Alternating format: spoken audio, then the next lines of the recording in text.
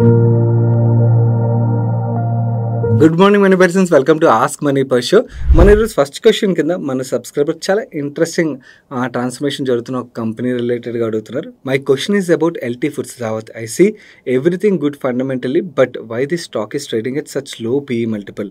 Is it a good idea to buy or is there any risks associated with it? Okay, first company పరంగా మాట్లాడుకోవాలంటే అండి, మీరు historically చూసినా కూడా always ఈ కంపెనీ ఇదే రేంజ్ PE మల్టిపుల్ అయితే ట్రేడ్ అవుతూ వచ్చింది. ఓన్లీ 2017లోనే actually 20 times price to earning multiple దాటింది. కానీ హిస్టారికల్లీ యావరేజ్గా ఇదే లైన్ దగ్గర ఇప్పుడు ఇన్ఫ్యాక్ట్ మీడియం PE కన్నా కూడా కొంచెం అబోవ్ PEలోనే ట్రేడ్ అవుతుంది అన్నమాట. వీళ్ళ దగ్గర చాలా పాపులర్ రైస్ బ్రాండ్స్ లైక్ దావత్, రాయల్ లాంటి బ్రాండ్స్ ఉన్నా కూడా మోర్ ఆఫ్ ఏ కమోటైజ్ బిజినెస్ కదా, సో అందుకని ఈ PE మల్టిపుల్ అయితే ట్రేడ్ అవుతుంది. కానీ రీసెంట్ టైంలోని యాక్చువల్లీ ఇన్స్టిట్యూషనల్ ఇంట్రెస్ట్ కనబడుతుందన్నమాట.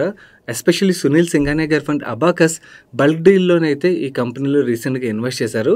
దానికి మేజర్గా రీజన్స్ ఏమున్నాయని మనం వెతికినట్టయితే కనబడుతుంది ఏంటంటే, కంపెనీ పరంగా మాట్లాడుకున్నట్టయితే వీళ్ళు కరెంట్లీ వస్తున్న మొత్తం రెవెన్యూలోని 84% ఈ బాస్మతి రైస్ బిజినెస్ నుంచి వస్తుంది. అందులోని 80% రెవెన్యూస్ రెండు బ్రాండ్సే, దావత్ అండ్ రాయల్, ఈ బ్రాండ్స్ నుంచి వస్తున్నాయి. బేసికలీ వీళ్ళు ఈ రెండు బ్రాండ్స్ యొక్క బాస్మతి రైస్ని వేరియస్ కంట్రీస్కి అయితే ఎక్స్పోర్ట్ చేస్తుంటారు. యూఎస్ఏలోని యాక్చువల్లీ బ్రాండెడ్ రైస్ ఏదైతే సేల్ అవుతుందో దాంట్లో 50% మార్కెట్ షేర్ వీళ్ళ దగ్గర ఉన్నది. అండ్ యూరోప్లోని బ్రాండెడ్ రైస్ సేల్స్లోని 20% మార్కెట్ షేర్ వీళ్ళ దగ్గర ఉన్నది. అండ్ మన ఇండియా విషయంకి వచ్చేసరికి, మన ఇండియాలో బ్రాండెడ్ రైస్ మార్కెట్ షేర్ విషయంకి వస్తే వీళ్ళది 30% మార్కెట్ షేర్ అయితే హోల్డ్ చేస్తున్నారు. అండ్ ఈచ్ జియోగ్రఫీ నుంచి వీళ్ళకి వస్తున్న రెవెన్యూస్ పరంగా మాట్లాడుకోవాలంటే హైయెస్ట్ రెవెన్యూ కూడా వీళ్ళకి యూఎస్ఏ నుంచి 39% రెవెన్యూ అయితే వస్తుంది. దాని తర్వాత ఇండియా నుంచి 31% రెవెన్యూ, అండ్ యూరోప్ నుంచి 19% రెవెన్యూ కంట్రిబ్యూషన్ వస్తుంది. అండ్ మిడిల్ ఈస్ట్ నుంచి 5% రెవెన్యూ కంట్రిబ్యూషన్ అయితే వస్తుంది. ఇది బాస్మతి రైస్ బిజినెస్. ఈ బాస్మతి రైస్ బిజినెస్ మాత్రమే కాకుండా వీళ్ళకి ఆర్గానిక్ ఫుడ్ బిజినెస్ కూడా ఉన్నది. ఇక్కడ నుంచి కరెంట్లీ చూసినట్టయితే రెవెన్యూ కంట్రిబ్యూషన్ చాలా నెగ్లిజిబుల్, 9% మాత్రమే వస్తుంది. అండ్ అలాగే third segment ready to cook, ready to eat segment ఏదైతే ఉన్నదో, ఈ సెగ్మెంట్లో కూడా రీసెంట్ టైంలో చాలా ప్రొడక్ట్స్ వీళ్ళు లాంచ్ చేస్తున్నారు. దీని గురించి తర్వాత మాట్లాడుకుందాం. ఫస్ట్ బాస్మతి రైస్ సెగ్మెంట్ గురించి మాట్లాడుకోవాలంటే, ఇక్కడ మేనేజ్మెంట్ ఏం చెప్తున్నారంటే, కన్స్యూమర్ యొక్క బిహేవియర్ మనం చూసినట్టయితే ఇంతకుముందు లోకల్ షాప్స్కి వెళ్ళి రైస్ కొనేవారు, బట్ ఇప్పుడు ఆన్లైన్లోని అండ్ అలాగే మనకి బ్రాండెడ్ రీటైల్ స్టోర్స్ ఏవైతే అక్కడికి వెళ్ళి పర్చేస్ చేస్తున్నారు. బేసికల్ అక్కడికి వెళ్ళి పర్చేస్ చేసినప్పుడు నాన్ బ్రాండెడ్ రైస్ నుంచి బ్రాండెడ్ రైస్ వైపు సేల్స్లోని చేంజ్ అయితే క్లియర్లీ కనబడుతుంది. అండ్ అలాగే ఎల్టీ ఫుడ్స్ దగ్గర చాలా క్యాష్ ఉన్నది కాబట్టి వీళ్ళు ఆర్గానిక్ వేలో మాత్రమే కాకుండా ఈవెన్ ఇన్ఆర్గానిక్ వేలో అంటే స్మాల్ ఎక్విజిషన్స్ కూడా చూస్తున్నట్టుగా అయితే మేనేజ్మెంట్ కామెంట్ చేస్తున్నారు. ఓవరాల్గా వీళ్ళు మార్కెట్ షేర్ ఇండియాలో ఏదైతే ఉన్నదో దాన్ని ఇంప్రూవ్ చేసుకుంటాం అండ్ కమింగ్ డేస్లోని 30% మార్కెట్ షేర్ నుంచి 34% వరకు పెరుగుతుందని మేనేజ్మెంట్ అయితే చెప్తున్నారు. అండ్ ఇది బాస్మతి రైస్ బిజినెస్లోని. అండ్ ఇంకొక ఇంట్రెస్టింగ్ యాక్టివిటీ ఎక్కడ జరుగుతుందంటే, కరెంట్లీ ఈ సెగ్మెంట్ నుంచి వీళ్ళకి వస్తున్న రెవెన్యూ చాలా తక్కువ.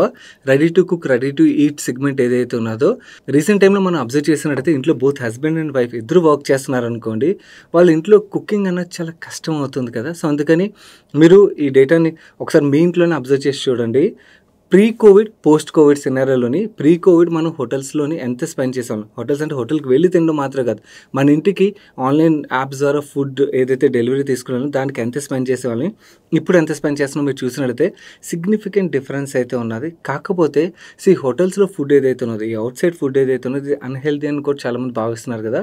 నవ్వు ఈ ప్రాబ్లం ఏదైతే ఉన్నదో అంటే టైం తక్కువ ఉన్నది అండ్ అలాగే బయట హోటల్స్లో ఫుడ్ తినాలంటే అన్హెల్దీ కదా. ఈ సినారియో నుంచి బయటపడడానికి చాలామంది ఈ ready to eat, ready to cook foods ఏవైతే ఉన్నాయో అంటే ఇంట్లోనే వండుకుంటాం కదా అని చెప్పి వీటి వైపు అయితే ప్రిఫర్ చేస్తాం. ఇవి హెల్తీయా కాదా అన్నది కొంచెం పక్కన పెడదాం. బిజినెస్ పరంగా చూసినట్లయితే కన్స్యూమర్స్ యొక్క ట్రాన్స్ఫర్మేషన్ అయితే క్లియర్లీ కనబడుతుంది అన్నమాట. వీళ్ళు ఈ సెగ్మెంట్లో అయితే బాగా ఫోకస్ చేస్తున్నారు. ఇక్కడ చాలా ప్రొడక్ట్స్ లాంచ్ చేస్తున్నారు. బిర్యానీ దగ్గర నుంచి దాల్ రైస్, సాంబార్ రైస్, ఇలా various ready to eat, ready to cook ప్రొడక్ట్స్ని అయితే వీళ్ళు లాంచ్ చేస్తున్నారు. అది కూడా మీరు ప్రైస్ రేంజ్ చూసినట్లయితే 100 రూపీస్ ఈ రేంజ్లోనే మనకు కనబడుతుంది అన్నమాట. ఇక్కడ వీళ్ళు ఏం ఎక్స్పెక్ట్ చేస్తున్నారంటే కమింగ్ ఇయర్స్లోని 300 crores వరకు రెవెన్యూని అయితే ఎక్స్పెక్ట్ చేస్తున్నారు. సో ఓవరాల్గా చూసినట్లయితే వీళ్ళు కోర్ బిజినెస్ ఏదైతే ఉన్నదో అక్కడ మార్కెట్ షేర్ గెయిన్ చేయడానికి ప్రయత్నించడం అండ్ అలాగే ఇంకొక న్యూ సెగ్మెంట్ ఆల్ టుగెదర్ వీళ్ళు ఎస్టాబ్లిష్ చేయడానికి ప్రయత్నించడం, ఇవన్నిటి వల్ల కంపెనీ అయితే ఇంట్రెస్టింగ్గా మారుతుందన్నమాట. లెట్స్ సే మేనేజ్మెంట్ చెప్పిన విధంగా వీళ్ళు ఇవి చేయగలుగుతున్నారు అనుకోండి on road, then definitely it is an interesting company to watch. మన నెక్స్ట్ క్వశ్చన్ KPCR అని హ్యాండిల్ నుంచి వచ్చింది. సాగర్, మోసర్ బేర్ ఒక భవిష్యత్తు ఏంటి? ఆశ పెట్టుకోవచ్చు. ఇంకెక్కడ మోసర్ బేర్ అండి. అండ్ మీరు ఈ క్వశ్చన్ అడిగినప్పుడు నేను నా టీంలో ఎంతమంది తెలిసి ఉంటుంది ఈ బ్రాండ్ అని చెప్పి సరదాగా అడిగినప్పుడు hardly anybody knows. 80s, 90s kids గురించి మాట్లాడుకోవాలంటే ప్రతి ఒక్కరికి బాగా పాపులర్ బ్రాండ్ ఇది. ప్రతి ఒక్కళ్ళ ఇంట్లోని మోసర్ బేర్ ఒక సిరీస్ అయితే ఉంది. ఈ వీడియో చూసిన వాళ్ళు కూడా మీరు కూడా ఎంతమంది మోసర్ బేర్ ఒక సిరీస్ చూసారో కింద కామెంట్ సెక్షన్‌లో కామెంట్ చేయండి. సో దట్ ఎంతమందికి ఈ బ్రాండ్ తెలుసని తెలుస్తది. నా లెక్క ప్రకారం 80s, 90s కిడ్స్‌లో చాలా మందికి ఈ బ్రాండ్ అయితే తెలిసి ఉండాలి. అలాంటి సినారియో నుంచి ఎగ్జాక్ట్లీ 10 ఇయర్స్ లోపల ఈ 2000 కిడ్స్ ఎవరైతే ఉన్నారో వాళ్ళకి అసలు ఈ బ్రాండ్ నేమే తెలియదు. సో ఈ మోసర్ బేర్ క్లోజ్ అయిపోతూ మనకు ఒక చాలా ఇంపార్టెంట్ లెసన్ అయితే నేర్పిస్తుంది. సో ఈ టెక్నాలజీ ట్రాన్స్ఫర్మేషన్ ఏదైతే జరుగుతుందో ఆ కంపెనీ ఏదైతే ఇండస్ట్రీలో ఉందో ఆ ఇండస్ట్రీలో ఈ ట్రాన్స్ఫర్మేషన్ జరుగుతున్నప్పుడు కంపెనీలు కూడా అడాప్ట్ చేసుకోవడం చాలా ఇంపార్టెంట్. అడాప్ట్ చేసుకోకపోతే జస్ట్ 10 సంవత్సరాల్లోనే ఎవరికి తెలియని బ్రాండ్ అయిపోయింది పాపులర్ బ్రాండ్ నుంచి. సో ఈ సిరీస్ నుంచి పెన్ డ్రైవ్ నుంచి ఇప్పుడు డైరెక్ట్గా ఆన్లైన్ స్ట్రీమింగ్కి మనం మూవ్ అయిపోయాం కదా. అండ్ ఈ కంపెనీ మూవ్ అవ్వలేకపోయేసరికి కంప్లీట్లీ బిజినెస్ నుంచి అవుట్ అయిపోయింది. మన next question is Sai Kumar అడుగుతున్నారు. హాయ్ మనీ పస్టి, my age is 24. I want to invest in mutual funds for my retirement assuming 20 to 25 years from here on. I'm planning to invest in Quant Momentum Fund 2000 rupees and Value Fund 1000 rupees. As Momentum Fund helps me to get good returns and Value Fund adds good PE stocks to my portfolio, I'm also planning to invest with a certain conditions. Okay, first set of conditions ఆయన రాసింది ఏంటంటే when the Nifty 250 momentum index drops by more than 20%, I will swap my SIP as 2K in value fund and 1K in momentum fund. And after some days, if the next 3 months or some days when momentum index rises 20%, then I'll go with normal SIP of 2K in momentum and 1K in value fund. Will this approach benefit me? Or I have another approach I want to follow is continue investing 3000 rupees in momentum fund. If momentum fund falls more than 20% and is not recovered in 3 months, I will swap my SIP of momentum with value, and when the momentum index shows 20% gain, then I will move to momentum fund. In all these cases, I want to only change my SIP investment. I will not take out my investment which I have invested in those funds. I choose Quant Mutual Fund because I like the fund management and they are delivering good return. Sai Kumar గారు, మీ question చదివిన తర్వాత హానెస్ట్గా నాకేమనిపించిందో చెప్తాను. Too complicated అనిపించిందండి. Maybe మీరు successfully implement చేయగలిగినట్టయితే ఆల్ ది బెస్ట్ యూ. నాకైతే పర్సనలీ ఇలాంటి స్ట్రాటజీస్ ఇంప్లిమెంట్ చేసిన వాళ్ళు తెలియదు కాబట్టి నాకైతే కాంప్లికేటెడ్ అనిపించింది. అండ్ మిగిలిన వ్యూవర్స్ కూడా, మన వ్యూవర్స్లో చాలామంది చాలా సీనియర్ ఇన్వెస్టర్స్ ఉంటారు కాబట్టి మీకు ఈ మొత్తం స్ట్రాటజీ విన్న తర్వాత మీకేమనిపించిందో కూడా కింద కామెంట్ సెక్షన్ షేర్ చేయండి. So that you will get some good clarity. నాకు ఆయన కొత్తగా మార్కెట్లోకి వచ్చారనిపిస్తుంది. బేసికల్ మార్కెట్లో కొత్తగా వచ్చినప్పుడు కొత్త విషయాలు చేయాలి, ఎడిషనల్గా ఆల్ఫా సంపాదించాలని ఆతృత అయితే ఉంటుంది. కాకపోతే నా సజెషన్ ఏంటంటే మీరు మీ ప్రొఫెషన్ ఏదైతే ఉన్నదో మీది డైరెక్ట్గా ఇన్వెస్టింగ్ ప్రొఫెషన్ అయితే నేను అనుకోవట్లేదు. వేరే చోట మీ ప్రొఫెషన్ ఉన్నది అండ్ అక్కడ సంపాదించిన డబ్బులు ఇన్వెస్ట్ చేసి ఇక్కడ మీరు ఆల్ఫా క్రియేట్ చేసుకుందాం, వెల్త్ క్రియేట్ చేసుకుందాం అని ఆలోచిస్తున్నారు. అలాంటి సినారియో అయినట్టయితే మాత్రం ఇది వెరీ కాంప్లికేటెడ్ స్ట్రాటజీ అండి. ఎందుకంటే దీనివల్ల అన్నెసరీ టైం ఇక్కడ కిల్ అయిపోద్ది. అండ్ మీ ప్రొఫెషన్ ఏదైతే ఉన్నదో, మీకు డబ్బులు సంపాదించి పెట్టేది మీ ప్రొఫెషన్, అక్కడ సరిపడే టైం ఇవ్వలేదు అనుకోండి, మీకు మేజర్ గ్రోత్ వచ్చేది అక్కడ, దాని మీద ఇంపాక్ట్ క్రియేట్ చేసుకున్నట్టుగా అవుతుంది. దానికన్నా కూడా ఇన్వెస్టింగ్ ఎంత సింపుల్గా ఉంచుకోగలిగితే అంత సింపుల్గా ఉంచుకోవడం బెస్ట్ అండి. నేను పర్సనలీ ఏం చేస్తానని చెప్తాను. నా core part of the portfolio ఏదైతే మిడ్ క్యాప్స్, స్మాల్ క్యాప్స్ ఇవన్నీ అలాగే కంటిన్యూ అవుతాయి. బట్ నేను బిహేవియర్ ఆధారంగా ఇన్వెస్ట్మెంట్ డెసిషన్స్ తీసుకుంటున్నాను అనమాట. Especially sectorial calls. హర్డ్ అంటే ఎక్కువ క్రౌడ్ ఏదైనా సెక్టర్ రిలేటెడ్గా చూస్తున్నారనుకోండి, అక్కడ నేను ఉండడానికి ప్రిఫర్ చేయను. అండ్ అందరూ ఇగ్నోర్ చేసిన సెక్టర్స్ ఏవైతే వాటిని ప్రిఫర్ చేస్తుంటాను. ఇన్ఫాక్ట్ మీకు కూడా అలాంటి సెక్టర్స్ గురించి మాట్లాడుతుంటాను. మన ఛానల్లో PSU బ్యాంక్స్ గురించి మాట్లాడినప్పుడు nobody was speaking about it. Or ER&D companies, Tata Elxsi గురించి మాట్లాడుతున్నప్పుడు nobody was speaking about that company. అంతా పెరిగిపోయిన ప్రతి ఒక్కరు వాటి గురించి మాట్లాడుతుంటారు. ఆర్ రీసెంట్ ఎగ్జాంపుల్ మాట్లాడుకుంటే పవర్ గురించి మనం ఎన్నాళ్ళ నుంచి కంటిన్యూస్గా మాట్లాడుకుంటాం. మీకు ఎక్కడ చూసిన సోషల్ మీడియాలో ఇప్పుడు పవర్ రిలేటెడ్గానే కనబడుతుంటుంది అన్నమాట. ఎవరు మాట్లాడకుండా ఇగ్నోర్ చేస్తున్నప్పుడు మీకు ఏంటంటే కంపెనీస్ మంచి వాల్యుయేషన్లు దొరుకుతుంటాయి. మీరు డైరెక్ట్ స్టాక్స్లో కాకపోయినా అలాంటి సెక్టర్స్ ఫండ్స్ ఉంటాయి, ఆ సెక్టర్లో ఫండ్స్లో ఇన్వెస్ట్ చేసుకున్నా కూడా మీరు ఒక 4-5 years హోల్డ్ చేయగలిగినట్టయితే మంచి ఆల్ఫా క్రియేట్ అవుతుంది. చాలా సింపుల్ స్ట్రాటజీ ఇది. మీకు అందరూ ఇగ్నోర్ చేసిన సెక్టర్స్ ఏవైతే అక్కడికి వెళ్ళి ఆ సెక్టర్స్లో ఇన్వెస్ట్ చేయండి, 4-5 years వెయిట్ చేయండి, you will get good return for sure అన్నమాట. కాకపోతే అది మంచి సెక్టర్స్ అయి ఉండాలి, జంక్ సెక్టర్స్ కాదు. కరెంట్లీ అలాంటి సెక్టర్స్ ఏమైనా ఉన్నాయని నన్ను అడిగినట్టయితే ప్రైవేట్ బ్యాంక్స్ అండి, అందరూ ఇగ్నోర్ చేస్తున్నారు. And pharma as a sector ఇంకా ఇగ్నోర్ చేస్తున్నారు. There is huge scope for pharma sector to grow. So ఇలా మనకి ఇగ్నోర్ చేసిన సెక్టర్స్ ఏవైతే వాటిలో ఇన్వెస్ట్ చేసినా కూడా సరిపోతుంది. సింపుల్గా మీరు ఎడిషనల్ ఆల్ఫా క్రియేట్ చేసుకోవాలంటే ఇంత కాంప్లికేటెడ్ స్ట్రాటజీస్ వల్ల ఏంటంటే అనేసరి మీ ప్రొఫెషన్ మీద ఇంపాక్ట్ పడుతుందేమో అన్నది నా వరి. కొంచెం ఆలోచించుకోండి. మీరు అడిగిన అడిగిన నెక్స్ట్ క్వశ్చన్కి ఆన్సర్ చేసే ముందు స్మాల్ రిమైండర్ గైస్, వీడియోలో షేర్ చేసిన ఇన్ఫర్మేషన్ హెల్ప్ఫుల్ అవుతున్నట్టు అనిపించినట్టయితే వీడియోని తప్పకుండా లైక్ చేయడం మర్చిపోకండి. అండ్ మీకు కూడా ఏదైనా క్వశ్చన్ మమ్మల్ని అడగాలనిపించినట్టయితే మిగిలిన వ్యూవర్స్ ఎలాగైతే కంటిన్యూస్గా #AskMoneyPerson రాసి వాళ్ళ క్వశ్చన్ రాస్తున్నారు, మీరు అలా రాసినట్టయితే మీ క్వశ్చన్స్ మాకు రీచ్ అవుతాయి. మన నెక్స్ట్ క్వశ్చన్ ఈ సాయి కృష్ణ అడుగుతున్నారు. హాయ్ సాయన, నేను ఒకటి అబ్జర్వ్ చేశాను, చాలా autos and cars are moving to CNG gases. Is this theme good for investing and which stocks are better for investing? Please pick this question. Okay, yes, మీ observation అయితే perfectly bang on అండి. నేను కూడా personally believe చేస్తాను. చాలామంది especially 4-వీలర్స్ ఏవైతే ఉన్నాయో డైరెక్ట్గా పెట్రోల్ డీజిల్ నుంచి ఈవీకి ట్రాన్స్ఫార్మ్ అయిపోతాయని చెప్పి ఈవీ పికప్ అవుతుంది, నో డౌట్. బట్ ఈవీ కన్నా ముందు CNGకి అయితే మూవ్ అవుతారని నేను బిలీవ్ చేస్తాను. ఇంతకుముందు ఈ ట్రాన్స్ఫర్మేషన్ జరగకపోవడం కారణం గవర్నమెంట్ నుంచి కూడా పెద్దగా పుష్ లేకపోవడం. మనకు CNG అవైలబిలిటీ కానీ CNG stations convenience, basically as a consumer మనం ఏం ఆలోచిస్తాం, మన వెహికల్ కొన్న తర్వాత ఎక్కడో 10 కిలోమీటర్ల తర్వాత 1 కిలోమీటర్ క్యూలో నిలబడి మనం ఈ CNG గ్యాస్ కొట్టించుకోవాలంటే ఎవరు కొనుక్కుంటారు? ఇంతకుముందు సినారీస్ అయితే అవి. ఇప్పుడు గవర్నమెంట్ CNG అవైలబిలిటీ రిలేటెడ్గా కూడా చాలా పాలసీస్ తీసుకురావడం ఇవన్నీ చేస్తున్నారు. దానివల్ల CNG అవైలబిలిటీ పెరుగుతుంది, CNG స్టేషన్స్ అయితే పెరుగుతున్నాయి. దీంతో ఈవెన్ OEMs కూడా CNG మల్టిపుల్ మోడల్స్ కూడా లాంచ్ చేస్తున్నారు. First biggest benefit would be Maruti. మనం 4-వీలర్ సెగ్మెంట్లో మాట్లాడుకోవాలంటే Maruti has good market share అన్నమాట CNG సెగ్మెంట్లో. మారుతి ఏదైతే గ్రోత్ చూస్తుందో దాన్ని చూసి ఈవెన్ టాటా కూడా రీసెంట్ టైంలోనే వాళ్ళు CNG వెహికల్స్ అయితే లాంచ్ చేస్తామని చెప్తున్నారు. అండ్ వేరియస్ అదర్ ప్లేయర్స్ కూడా CNG స్పేస్లో అయితే ఎంటర్ అవుతారు. బజాజ్ 2-వీలర్ CNG లాంచ్ చేస్తామని చెప్తున్నారు. మన నెక్స్ట్ క్వశ్చన్ రామ్ కుమార్ గారు అడుగుతున్నారు. Please suggest me on the following. My niece is 6.5 years old now. My sister wants to invest some money for her daughter's future education and she is considering Amrit Pal LIC policy or Sukanya Samruddhi Yojana. As a brother, she asked me my opinion. For me, you are the big brother in such financial confusions. Hence, please suggest which is the best one. I thought of asking her to invest in equities, but I was in bad loss 5 years ago before watching your videos. She may not be convinced to invest 1 to 1.5 lakh per year in equities. Please pick my question.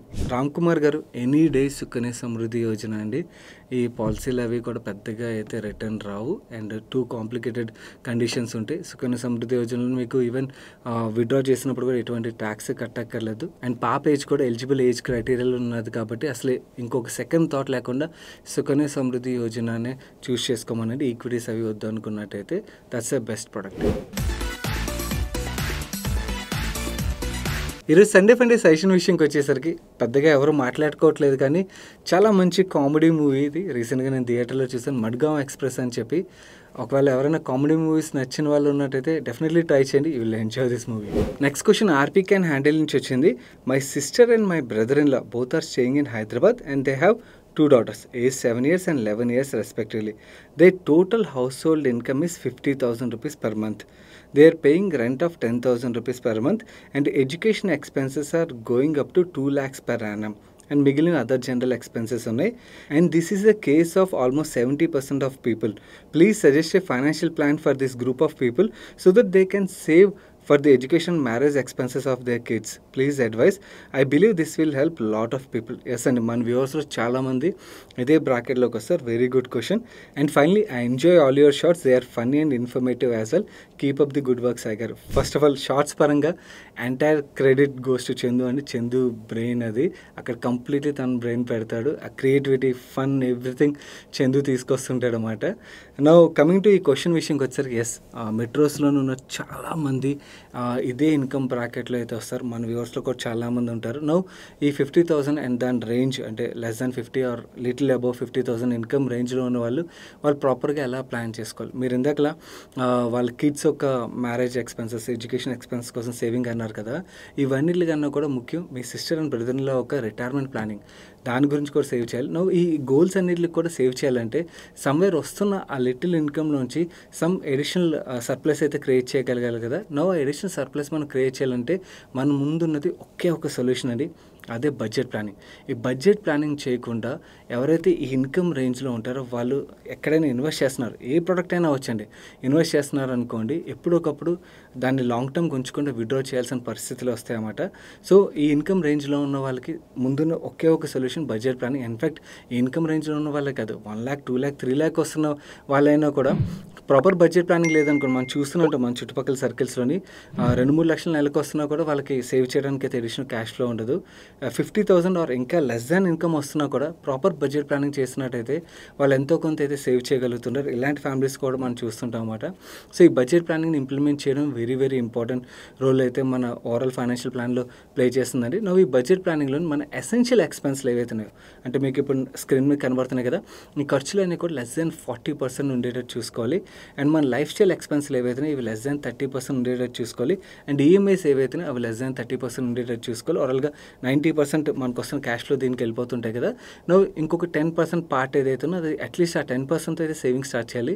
But 10%తో start చేసిన తర్వాత ఏమవుతుందంటే, మనం రెగ్యులర్గా budget planning చేసుకుంటూ వెళ్తున్నాం అనుకోండి every month, then ఎక్కడో చోట ఎడిషనల్ మనకి రెడ్ లైన్లో వస్తున్న ఖర్చులు ఏవైతున్నాయో వాటిని తగ్గించుకుంటూ వస్తుంటే ఆ సేవింగ్స్ పార్ట్ అనేది పెరుగుతూ వస్తుంది అన్నమాట. ఇలా ఇన్వెస్ట్మెంట్ పెంచుకోగలమే కానీ వేరే ఇంకేం సోర్స్ లేదు. మీకు ఇప్పుడు ఏదైతే షీట్ నా ముందు కనబడుతుందో ఈ షీట్ ఆల్రెడీ క్రియేట్ చేసి మన వ్యూవర్స్ అందరికి కూడా షేర్ చేసాం.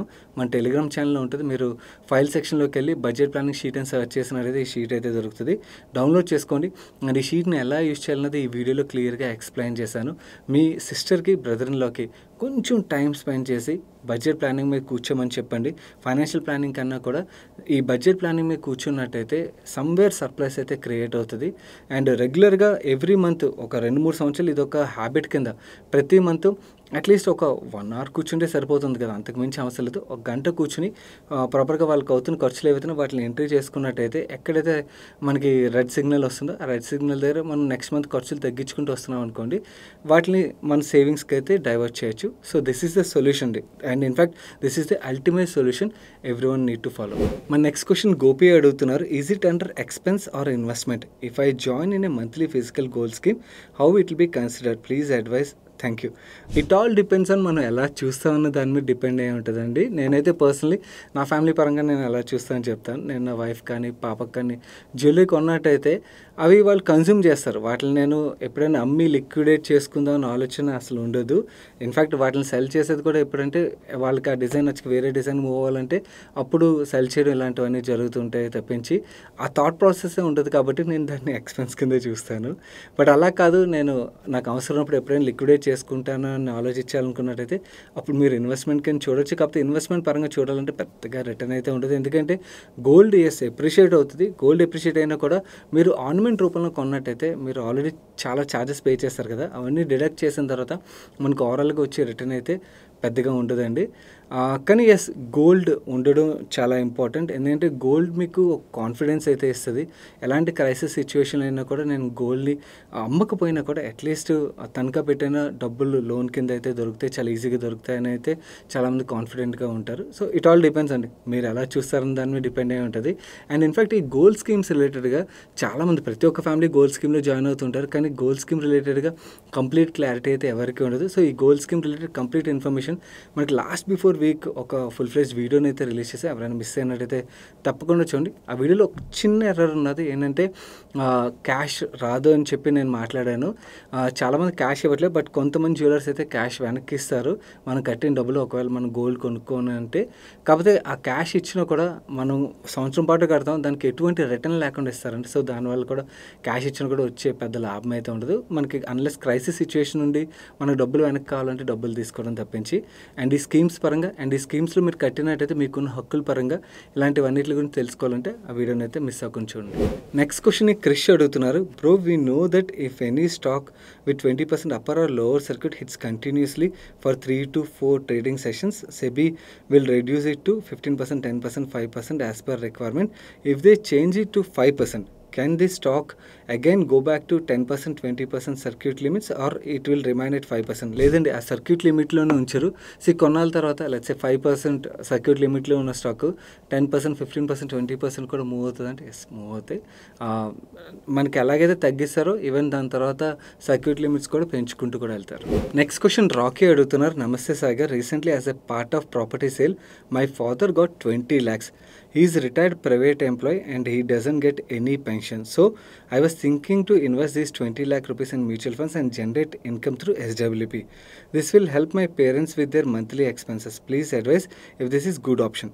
If yes, please advise the best mutual funds to invest for SWP, and also please advise the process to invest in SWP, as I don't see the regular brokers like Zerodha, Grow, etc. offer SWP through their mobile apps. Also, please advise the percentage that should be withdrawn every month so that capital lasts for at least 12 to 15 years. Hello Andy, it's a good idea mutual ఫండ్స్లో పెట్టి దాని తర్వాత SWP చేయడం అన్నది. ఎందుకంటే కొంచెం part మనం equity కూడా ఇచ్చినట్టయితే ఇన్ఫ్లేషన్ కూడా బీట్ చేస్తూ క్యాష్ ఫ్లోస్ని అయితే మేనేజ్ చేసుకోవచ్చు అన్నమాట. మీకు ఈ ప్లాట్ఫామ్స్లో ఎస్డబ్ల్యూపీ ఆప్షన్ లేదనుకోండి, ఎంఎఫ్ సెంట్రల్ ఉన్నది, దాంట్లో ఒకసారి చూడండి. అక్కడ మీరు ఎస్డబ్ల్యూపీ ఆప్షన్ అయితే ఇంప్లిమెంట్ చేయొచ్చు, are even camps are KFintech ప్లాట్ఫామ్స్లో కూడా చేయొచ్చు. నో మీరు ఎలా ఎలొకేట్ చేయాలనే దాని మీద నా పర్సనల్ వ్యూ అయితే 50% of the money balance advantage కేటగిరీలో పెట్టండి, 50% of the money aggressive hybrid category of funds choose చేసుకోండి. ఇలా పార్క్ చేసిన తర్వాత మీరు మంత్లీ ఎంత పర్సెంటేజ్ విత్డ్రా చేయాలంటే, ఓవరాల్గా 20 lakhs ఇన్వెస్ట్ చేస్తున్నారు కదా, 7% పెర్ యానం క్యాపిటల్ ఏదైతే ఉంటుందో దాన్ని 12 monthsకి డివైడ్ చేసి పర్ మంత్ మీరు ఎస్డబ్ల్యూపీ రూపంలో విత్డ్రా చేసుకుంటూ వచ్చారనుకోండి, ఈ 7% వరకే లిమిట్ పెట్టుకున్నట్టయితే 12 years ప్లస్ అన్నారు కాబట్టి, and in fact me cash flows రావడం మాత్రమే కాకుండా ఈవెన్ మీరు ఇన్వెస్ట్ చేసిన క్యాపిటల్ కూడా ఎప్రిషియేట్ అయ్యే ఆస్కారం ఉంటుంది. మన నెక్స్ట్ క్వశ్చన్ బుక్ మార్క్ అనే హ్యాండిల్ నుంచి వచ్చింది. Can you please tell me sale and bank of Maharashtra stocks please. Okay, bank of Maharashtra గురించి మాట్లాడుకోవాలంటే లాస్ట్ వీక్లో న్యూ సీఈఓ అపాయింట్మెంట్తో ఒకసారి స్టాక్ బాగా పెరిగింది, కానీ ఆయన స్ట్రాటజీస్ ఇంప్లిమెంట్ చేసి ఈ బ్యాంక్ని గ్రో చేయడం ఇవన్నీ కూడా మనం చూడాల్సి ఉన్నదండి. రెగ్యులర్గా డెవలప్మెంట్స్ ట్రాక్ చేయండి, గ్రోత్ డెలివర్ చేస్తుంది అనుకోండి, అప్పుడు చూడొచ్చు. కరెంట్లీ అయితే అంత అండర్ వాల్యుయేషన్లో అయితే లేదు, కంప్లీట్లీ ప్రైస్డ్ ఇన్ అయితే మనకు కనబడుతుంది, కాబట్టి కొంచెం జాగ్రత్తగా ఉండడం బెటర్. సేల్ విషయంకి వచ్చేసరికి మీకు కమోడిటీ స్టాక్స్తో ఎలా ప్లే చేయాలనేది తెలియాలి. అంటే ఎంట్రీ ఎప్పుడు తీసుకోవాలి, ఎగ్జిట్ ఎప్పుడు తీసుకోవాలనేది తెలియకుండా కమోడిటీ స్టాక్స్ని అయితే టచ్ చేయదు. ఒకవేళ మీరు కమోడిటీ స్టాక్స్లో మీ అంతటి మీరే ఎప్పుడు నేను బై చేయాలి, ఎప్పుడు ఎగ్జిట్ అవ్వాలి తెలుసుకోవాలనుకున్నారనుకోండి, దీని రిలేటెడ్గా ఒక మాస్టర్ క్లాస్ వీడియోని మన ఛానల్లో అప్లోడ్ చేసాం. చాలా తక్కువ మంది చూశారు, కానీ మీకు యాక్చువల్లీ ఆ వీడియో చూసినట్టయితే కమోడిటీ స్టాక్స్తో ఎలా ప్లే చేయాలనేది ఒక క్లారిటీ అయితే వస్తుంది. రాకేష్ అరోరా గారు యాక్చువల్లీ ఎస్పెషలీ ఈ మెటల్ స్టాక్స్ ఏవైతే చాలా సంవత్సరాల నుంచి ట్రాక్ చేస్తున్న వ్యక్తి అన్నమాట. అండ్ సక్సెస్ఫుల్లీ ఆ స్టాక్స్లో డబ్బులు సంపాదిస్తున్న వ్యక్తి. అలాంటి వ్యక్తితో మన ఛానల్లోని ఈ స్టాక్స్ ఎలా ప్లే చేయాలన్నది కంప్లీట్గా ఆ వీడియోలో అయితే ఎక్స్ప్లెయిన్ చేయించాం. ఒకసారి చూడండి, మీకు సిక్లికల్ స్టాక్స్ రిలేటెడ్గా కంప్లీట్ నాలెడ్జ్ అయితే వస్తుంది. So that's it for today's ask money పర్షో గైస్. వీడియోని ఇప్పుడు లైక్ చేయండి, వీడియోని లైక్ చేయండి, మీ ఫ్రెండ్స్ అండ్ ఫ్యామిలీ మెంబర్స్ తప్పకుండా షేర్ చేయండి. అండ్ అలాగే ఈ వీడియోలో రికమెండ్ చేసిన వీడియోస్ ఏవైతే అవి ఇక్కడ వస్తే చూడనట్టయితే తప్పకుండా చూడండి. నేను సాయి కృష్ణపత్రి మరొక మంచి వీడియోతో మీ ముందుకు వస్తాను. Till then bye bye, take care.